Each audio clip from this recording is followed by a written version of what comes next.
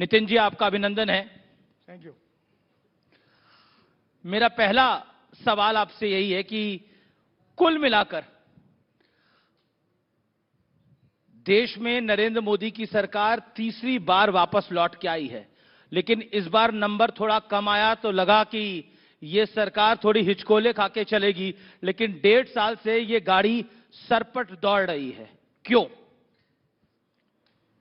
देखिए, पहली बात तो ऐसी है कि politics for progress and development, ये देश के आम लोगों के मन में देश के विकास की चिंता है जी। और विशेष रूप से पिछले 50-60 साल में जो परिस्थितियां रही, उसकी तुलना में इस 11 साल में देश की प्रगति और विकास सभी क्षेत्रों में जिस प्रकार से हो रहा है, उसके कारण पॉजिटिविटी और कॉन्फिडेंस लगातार बढ़ रहा है और लोगों का विश्वास भी बढ़ रहा है। जी। अब जो लोग निगेटिव है, कितना भी अच्छा काम हुआ तो भी उनको आखिर निगेटिव बात ही करनी है, उनको तो कोई रोक नहीं सकता।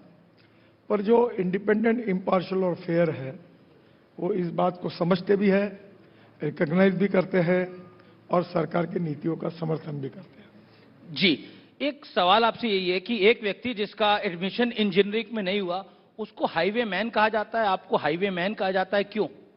ये मुझे पता नहीं, मैं तो नितिन गडकरी हूं और वही कहना लोग मुझे कहेंगे पसंद करूंगा। अब ये मैं 95 से इस क्षेत्र से संबंधित हूं, क्योंकि महाराष्ट्र में जब हमारी सरकार आई थी तो मुंबई में 55 उड्डान पुल, वर्ली बांद्रा सीलिंग प्रोजेक्ट और मुंबई पुणे एक्सप्रेस हाईवे ये करने का सौभाग्य मुझे मिला। बाद में मोदी जी आने के बाद इसी डिपार्टमेंट में काम करने का मौका मिला। अब वो स्वाभाविक रूप से इतने साल हाईवे, रोड, ब्रिजेस, टनेल्स इसमें काम कर रहा हूं, तो बाला साहब ठाकरे मुझे कहते थे कि ये पुल करी है गडकरी के बजाय। तो कभी ना कभी कोई बातें कुछ मजाक में कही जाती है, तो ऐसी बात कही होंगी लोगों ने। आप ऑटोमोबाइल सेक्टर में जिस तरह के बदलाव की बातें करते हैं, क्या आपको लगता है वो संभव भी हो पाएगा भारत के अंदर? क्योंकि ऐसा लगता है कि कुछ चीजें चलती तो हैं लेकिन दूर तक नहीं जाती। देखिए, पहली बात तो ऐसी है कि इसी होटल में आज से 6-7 साल पहले जी एक चैनल के प्रोग्राम में मुझे एक पत्रकार ने पूछा था कि इलेक्ट्रिक कार अगर आप बोल रहे आएगी और रास्ते में अगर बंद पड़ेगी तो धक्का मारने के लिए आप आओगे क्या? अब देश में electric car, electric scooter, electric auto rickshaw, e rickshaw, electric cart, अब इलेक्ट्रिक बस और इलेक्ट्रिक ट्रक भी आई है, तो और कोई बंद नहीं पड़ी है। अभी एक 6-7 दिन पहले मैंने सोनीपत में एक प्रोजेक्ट का उद्घाटन किया कि मुद्रा, कांडला और जेएनपीटी के कंटेनर डायरेक्ट पंजाब हरियाणा के यहाँ सोनीपत में आएंगे और वो जो ट्रक है वो बैटरी स्वैपिंग टेक्नोलॉजी का उपयोग करके आएंगे। एक बार बैटरी अंदर डाली ट्रक में 50 से 60 टन उसकी कैपेसिटी है। और ये बड़ी इंटरेस्टिंग बात है कि 1 लीटर डीजल में जितना एवरेज मिलता है उसके लिए कॉस्ट आती है 115 रुपए जी, और इसके लिए कॉस्ट आती है 12 रुपए। तो हमारे देश में जो लॉजिस्टिक कॉस्ट है, ये सबसे बड़ी समस्या थी।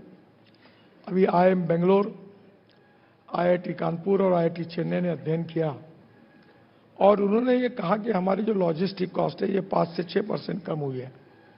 हमारे देश में 16% थी, 6% कम, यानी हम 10% पे आए। और अमेरिका और यूरोपियन कंट्री में 12% है और चाइना में 8% है। और जिस प्रकार से हम रोड बना रहे हैं, फ्यूल में बदल कर रहे हैं, तो मैं आप विश्वास के साथ आपको यहाँ बता रहा हूँ कि आने वाले दिसंबर समाप्त होने के पहले हमारी लॉजिस्टिक कॉस्ट सिंगल डिजिट पे यानी 9% पे आएंगी जी। और इसकी सबसे बड़ी विशेषता यह है कि 16% से 9% आएगी तो 7% जो बचेंगे, इससे वर्ल्ड मार्केट में हम और कॉम्पिटिटिव बनेंगे, हमारा एक्सपोर्ट बढ़ेगा। एक सवाल मेरा ये कि हम इलेक्ट्रॉनिक व्हीकल्स की बात करते हैं, यहां पर भी सब लोग करते होंगे, लेकिन अभी भी एक हेजिडेंसी है। इलेक्ट्रॉनिक व्हीकल खरीदने में। मैं आपको दो चीजें बताता हूं कि ये हेजिडेंसी क्यों है। एक तो हाईवे में गाड़ी बंद हो गई तो चार्ज कहां से होगी, दूसरा लगता है गाड़ी फट ना जाए, ये निश्चित तौर पर है, और कुछ गाड़ियां महंगी हैं। आपकी तीनों बातों का संबंध वस्तुस्थिति के साथ नहीं है। पहली नहीं, बात सवाल है ये मैं आपको बता रहा हूं, जी, पैसेंजर ईवी में 15.4% इंक्रीज हुआ है और पेट्रोल और डीजल वाहन में 4.2% हुआ है। दो पहिया ईवी में 33% इंक्रीज हुआ है, पेट्रोल और डीजल में 14% हुआ है। तीन पहिया में 18% इलेक्ट्रिक में इंक्रीज हुआ है और पेट्रोल डीजल में 6% हुआ है। ईवी बाजार की जो समस्या है उसमें भारतीय ईवी बाजार की क्षमता 2030 तक 20 लाख करोड़ रुपए की होगी और 1 करोड़ की सालाना बिक्री और 5 लाख डायरेक्ट रोजगार उपलब्ध होंगे। और दो पहिया क्षेत्र में 400 प्लस स्टार्टअप्स आए हैं और इसमें 21% वृद्धि हुई है। और मैं आपको बड़े अभिमान के साथ बताना चाहता हूं कि हमारे देश की two wheeler Bajaj, TVS, hero, Honda, ये सबका टू व्हीलर का 50% प्रोडक्शन एक्सपोर्ट होता है। आत्मनिर्भर भारत बनाने में हमारा एक्सपोर्ट बढ़ना ये बहुत महत्वपूर्ण इसलिए है कि ये ऑटोमोबाइल इंडस्ट्री है कि 2014 में हम 7वें नंबर पे थे, अभी 6-7 महीने पहले हमने जापान को पीछे डालकर हम तीसरे नंबर पर आए। पहले नंबर पर यूएसए है 78 लाख करोड़, दूसरे नंबर पर चाइना है 49 लाख करोड़ और हम लोग हैं 22 लाख करोड़। और मैं आपको विश्वास के साथ बताना चाहता हूं कि आने वाले 5 साल में हम पहले नंबर पर आएंगे विश्व में और निश्चित रूप से आत्मनिर्भर भारत, यह एक प्रगतिशील समृद्ध भारत का सपना हम पूरा करेंगे। ये इंडस्ट्री है जिसने अभी तक 4.5 करोड़ युवाओं को जॉब दिया। यही इंडस्ट्री है कि जिसने राज्य सरकार और भारत सरकार को जीएसटी के माध्यम से सबसे ज्यादा टैक्स रेवेन्यू दिया और यही इंडस्ट्री है जिसने सबसे ज्यादा एक्सपोर्ट किए। तो मुझे लगता है कि यही हिंदुस्तान की रफ्तार है। गाड़ियां तेजी से दौड़ेगी और इकोनॉमी भी तेजी से दौड़ेगी। अच्छा, गाड़ियां तो तेजी से दौड़ रही हैं, लेकिन ये बीजेपी तेजी से क्यों नहीं दौड़ रही है? अध्यक्ष की दौड़ में पीछे क्यों नजर आ रही है? बीजेपी का राष्ट्रीय अध्यक्ष कब आएगा? ये बहुत बड़ा सवाल है देश का। मैं बीजेपी के पूर्व राष्ट्रीय अध्यक्ष से यह सवाल पूछ रहा हूं। आपने अच्छा कहा कि आप पूर्व अध्यक्ष को सवाल पूछ रहे हैं। मुझे लगता है कि वर्तमान अध्यक्ष को पूछेंगे तो ज्यादा संयुक्तिक होगा, वही आपको बता पाएंगे। कहीं आप तो फ्यूचर अध्यक्ष नहीं हो? नहीं, मैं नहीं मैं बनूंगा नहीं। कोई आपकी योजना भी नहीं है बनने की या बनाने की? मैं बनने की कोई योजना भी नहीं और मुझे भी बनना नहीं। लेकिन आजकल आप न्यूज मेकर हो। न्यूज मेकर इसलिए हो, कांग्रेस कह रही है, और कांग्रेस का क्या आरोप है मैं पढ़ के बता देता हूं। कांग्रेस के कुछ बड़े आरोप है। उनका आरोप है कि गडकरी पॉलिसी बना रहे हैं, उनका बेटा प्रॉफिट कमा रहा है और गडकरी परिवार को एथेनॉल पॉलिसी का सबसे ज्यादा फायदा हुआ है। ये कांग्रेस का आरोप है। इस पर आप क्या जवाब देना चाहते हैं? आज ये बड़ा मंच है। अच्छा किया आपने सवाल पूछा जी। हमारे देश में 1400 करोड़ इथेनॉल सरकार खरीदती है। उसमें से इथेनॉल आने के पहले हमारी शुगर फैक्ट्री थी जो बेटे चलाते हैं और उसमें अल्कोहल बनता था और टोटल सप्लाई में 0.5% से भी कम उसका सप्लाई है।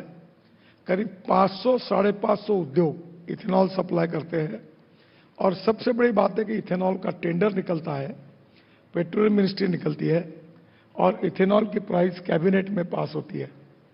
पहली बात, ethanol, methanol, biodiesel, LNG, electric, isobutanol, hydrogen, अभी मैं हाइड्रोजन की गाड़ी में आया हूं जी। मैं ये सब प्रचार इसलिए करता हूं कि हमारे देश में 22 लाख करोड़ रुपए का फॉसिल फ्यूल इंपोर्ट होता है। ये दिल्ली के लोग जानते हैं कि इसके कारण 40% प्रदूषण दिल्ली का फॉसिल फ्यूल के कारण है।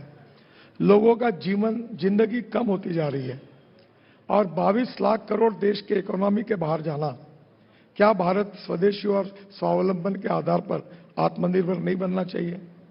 क्या 22 लाख करोड़ का इंपोर्ट खत्म नहीं होना चाहिए? क्या देश में जो प्रदूषण हो रहा है उसके बजाय अल्टरनेटिव और बायोफ्यूल देश में तैयार करके हम प्रदूषण को समाप्त नहीं करना चाहिए? देश के किसान अगर अन्नदाता, ऊर्जादाता, ईंधनदाता बनते हैं जी। क्या देश के ग्रामीण क्षेत्र का विकास नहीं होगा? एक छोटी सी बात आपको बताता हूं। लेकिन ये कि कांग्रेस, एक मेरी जी, बात सुन जी, लीजिए। जी। हमने मक्के से कौन से इथेनॉल बनाने का निर्णय किया, तब मक्के का भाव मार्केट प्राइस 1200 रुपए क्विंटल थी, और जैसे ये निर्णय हुआ तो मक्के की प्राइस मार्केट प्राइस 2800 रुपए क्विंटल हुई। और आज मुझे बताते हुए खुशी हो रही है कि पंजाब, उत्तर प्रदेश और बिहार, दो राज्यों के किसानों में 2800 रुपए प्राइस होने के कारण 45,000 करोड़ रुपए किसानों के जेब में गए। क्या किसानों का भला नहीं होना चाहिए? क्या ये पूरा इथेनॉल का मैं लेकिन बना? कांग्रेस ये बात नहीं समझ रही। कांग्रेस बार बार आरोप लगा रही है अपने कांग्रेस के सोशल मीडिया हैंडल पे, कांग्रेस के प्रवक्ता, कांग्रेस के नेता, कांग्रेस के सोशल मीडिया इन्फ्लुएंसर सभी एक ही तरह की बात लिख रहे हैं कि परिवार को फायदा करने के लिए नितिन गडकरी ने ये पूरा खेल खेला। इससे तो गाड़ियों को नुकसान हो रहा है। उल्टा कांग्रेस के ऑफिशियल हैंडल ने ट्वीट करा है। पहली बात तो ये पूरी बात झूठी है। ARAI करके पर आप टारगेट क्यों हैं? हाँ? आप कांग्रेस के टारगेट पे क्यों आ गए हैं अचानक? नहीं, मैं किसी का टारगेट में किसी की चिंता नहीं करता। मुझे ध्यान में आता है 2013 में जब आप दोबारा राष्ट्रीय अध्यक्ष बनने वाले थे तो पूर्ति का मामला सामने आया था जिसमें कुछ नहीं निकला। वो भी झूठा निकला, उसमें कुछ नहीं निकला था। पहली बात तो ऐसी है कि जो बातें हैं उसको कोई वस्तुस्थिति का आधार नहीं। 550 लोग इथेनॉल सप्लाई कर रहे हैं और उसमें 0.5%, 0.05% वो है, वो नहीं के बराबर है। और इसलिए मैं इथेनॉल की बात करता हूं, हाइड्रोजन की बात करता हूं, इलेक्ट्रिक की बात करता हूं, मैं मक्के के किसानों की बात करता हूं, मैं इलेक्ट्रिक की बात करते हुए हाइड्रोजन की गाड़ी में आया हूं। तो ये अल्टरनेटिव फ्यूल और बायोफ्यूल का प्रचार करता हूं तो सब क्या मैं तैयार करता हूं क्या? एक और सब मेरे घर में तैयार होता है क्या? क्या कांग्रेस? मैं आपको एक प्रश्न, वो कहते हैं एक कंपनी बनाई और कंपनी का शेयर दोगुना, मतलब जो कहानी वो बता रहे हैं वो मैं बता रहा हूं उनको कोट करते हुए। वो कह रहे कंपनी बनाई, कंपनी का शेयर बहुत बढ़ा दिया गया और फिर ये पॉलिसी लेके आ गई और गाड़ियों को नुकसान हो रहा है, इससे गाड़ियों के इंजन खराब हो रहे हैं। पहली बात, कोई गाड़ी का इंजन खराब नहीं हुआ। ब्राजील में जी 1949 से इथेनॉल शुरू है और अभी मेरे पास एक गाड़ी है फ्लेक्स इंजन की, जो टाटा, अभी टोयोटो की है, अब टाटा, महिंद्रा, टोयोटो, हुंडई सब बना रहे। 100% इथेनॉल। पेट्रोल का भाव 120 रुपए लीटर और इथेनॉल का भाव 65 रुपए लीटर। और मेरी जो इनोवा गाड़ी है जो मैं यूज करता हूं, उसका पेट्रोल के तुलना में एवरेज जो मिलता है, अगर तुलना की जी, तो 25 रुपए लीटर पेट्रोल का भाव आता है। वो 60% बिजली तैयार करती है। क्या इन लोगों के पैसे नहीं बचने चाहिए? क्या देश का इंपोर्ट नहीं बचना चाहिए? क्या दिल्ली प्रदूषण से मुक्त नहीं होनी चाहिए? क्या किसानों को अच्छे भाव नहीं मिलने चाहिए? आखिर ये सब बात किसी व्यक्ति के इंटरेस्ट में थोड़ी। और कल अगर इलेक्ट्रिक कार आई, कल अगर इथेनॉल की फ्लेक्स इंजन की कार आएगी तो राहुल गांधी उसमें घूमेंगे तो उनकी भी बचत होगी, वो नहीं होनी चाहिए। अब रैपिड फायर राउंड की बारी है और मैं जल्दी जल्दी आपसे सवाल पूछूंगा। सबसे बेहतरीन प्रधानमंत्री कौन है, अटल बिहारी वाजपेयी या नरेंद्र मोदी? दोनों भी अच्छे हैं। एक को चूज करना पड़े तो? नहीं, दोनों भी अच्छे हैं। दोनों ही अच्छे हैं। विपक्ष का बेहतर नेता कौन है, राहुल गांधी, अखिलेश यादव या तेजस्वी यादव? देखिए, तो विपक्ष में जो बैठे वो लोग तय करें, मैं क्यों तय करूं? जी जी। और मेरा अगला सवाल जो है वो रैपिड फायर राउंड में ये है, नितिन गडकरी आने वाले 10 साल में अपने आप को कहां देखते हैं? मैं कहीं नहीं देखता। 2-4 रहे न रहे तेरा वैभव अमर रहे मां। मैं इस देश के लिए, ये समाज के लिए जी, और गांव गरीब मजदूर किसान के लिए मैं काम करना चाहता हूं। मैं कोई साधु, सन्यासी, त्यागी, तपस्वी नहीं हूं, कॉमन मैन हूं। अपना घर परिवार संभालकर इस देश के लिए और समाज के लिए अच्छा काम जितना कर सकता उतना करूंगा। दिल्ली में 1.5 लाख करोड़ के हाईवे बना रहा हूं अभी, और ये होटल के नीचे से भी टनल बनाने का सोच रहा हूं। इस होटल के नीचे से भी टनल बनाने का सोच रहे हैं? ये ताल कटोरा से नीचे से टनल डायरेक्ट गुड़गांव में निकालने के लिए। जी, अगला, ताकि आपको सुविधा मिले। नहीं, बड़ा जाम लगता है। एयरपोर्ट में एयर स्ट्रिप के नीचे से टनल बनी है, द्वारका एक्सप्रेस हाईवे बना, UR2 बना, अब दिल्ली देहरादून बन रहा है। तभी तो आप हाईवे मैन है। मेरा अगला रैपिड फायर राउंड का सवाल आपसे यह है कि आपका परिवार राजनीति में आएगा, यस और नो? मेरे परिवार में कोई राजनीति में नहीं है और मेरी इच्छा यही है कि हर किसी के परिवार में किसी का लड़का लड़की होना गुनाह नहीं है। मैंने पोस्टर चिपकाने से काम शुरू किया। बिल्कुल। वो भी अपना काम करे और उनको आना है तो आए, पर मेरा लड़का है कर लड़की है करके एकदम सामने आके बैठे, ये नहीं होगा।